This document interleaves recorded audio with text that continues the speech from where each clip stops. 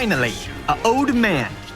Did you know the last time we had an old man, it was... I actually can't tell the ages of people in this game.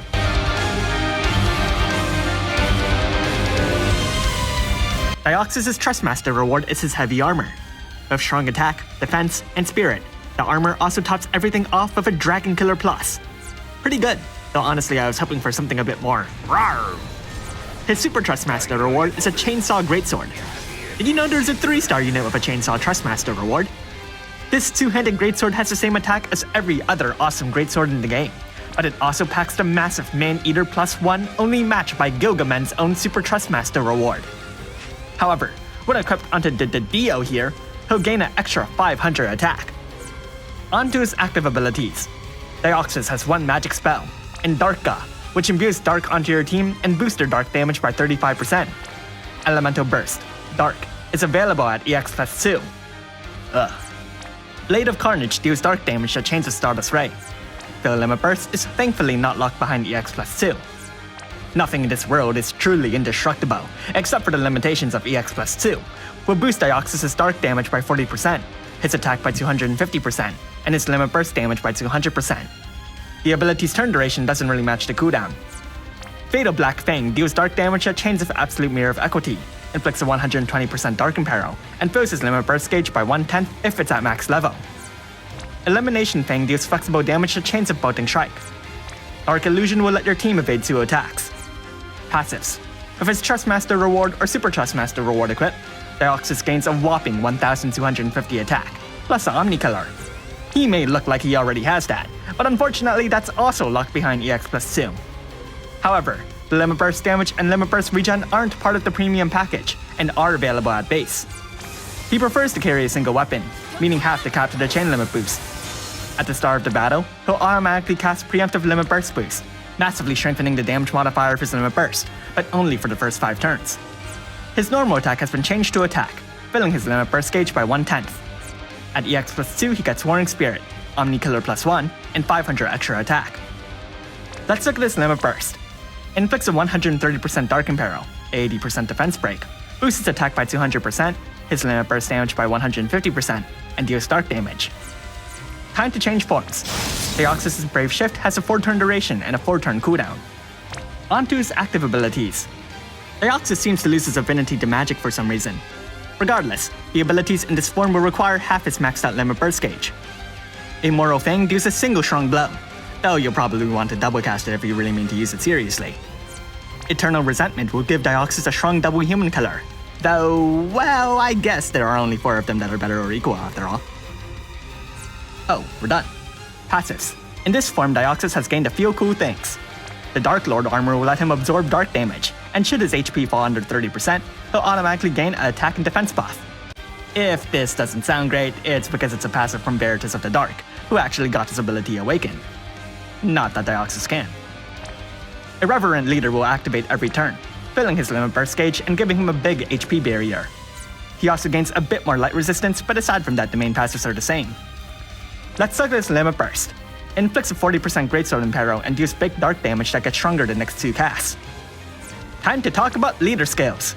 Dioxus will affect units listed as Dark in Japanese Anniversary. It's a very powerful leader skill, buffing those units' attack and magic by 500% and their defense and spirit by 200%. More on that later.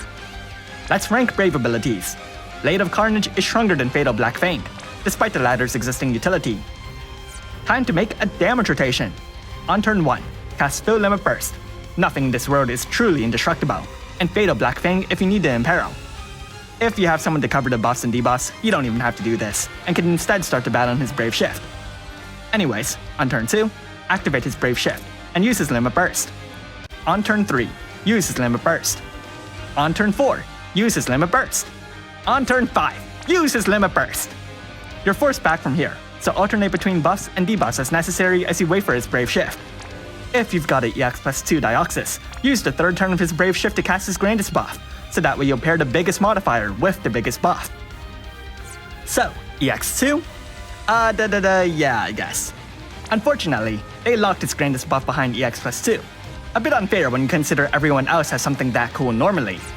Of course, it also makes it easier to build him by virtue of extra passives, though when compared to last week's Ibarra, it's kinda normal stuff in comparison. And now we get to EX+3, the Vision card.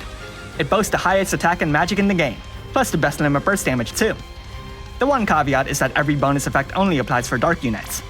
Now that's not bad. There are many powerful dark units who would probably actually kill each other for a card like this, and this includes Dioxus himself. In the end though, it is just a pure stat stick, but as you well know, having the biggest stick makes you the biggest man. So how good is Dioxus? He doesn't look it, but yeah, of course he shrunk.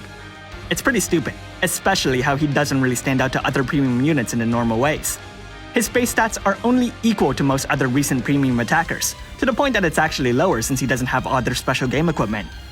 His limit burst modifier is also the same. But what really sets him apart is the leader skill.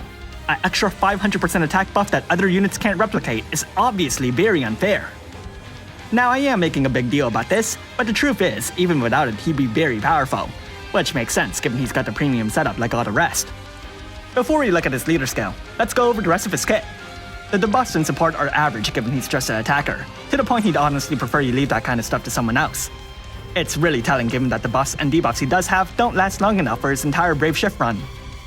In fact, it's to the point you'd even question why you'd even use his base form if he wasn't forced into it, and I guess that itself is the point. His Brave Shift has much less to offer comparatively, but the quality of what it does easily outweighs that quantity argument.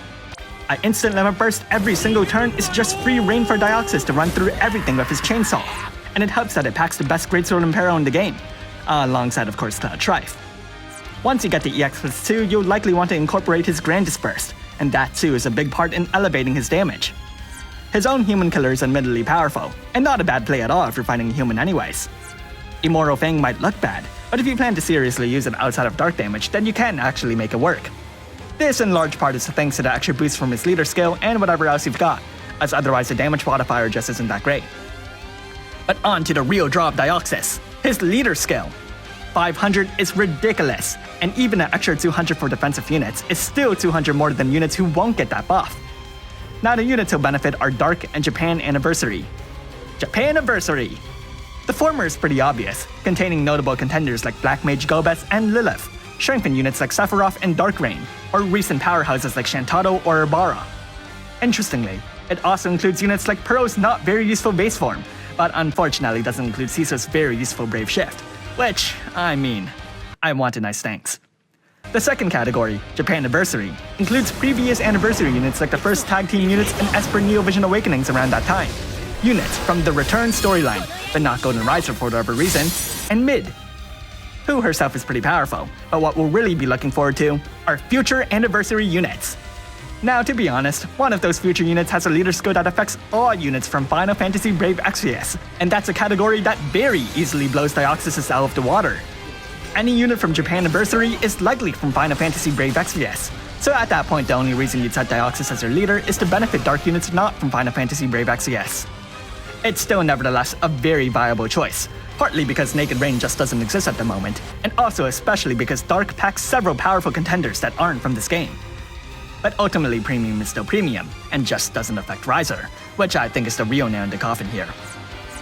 Thanks for watching, and if you like this video, leave a like and subscribe. Comment below if you summon Dioxus. Despite very literally introducing a meta shift, I'm not particularly interested. Partly because of Rizer, but also partly because of the fact he kinda looks like he's wrapped in a cocoon. You know, the more I look at it, the more it looks like it's a mouth. And it gets a bit funny when his top half is just standing there all stoic like, "Oh, my bottom is not a mouth."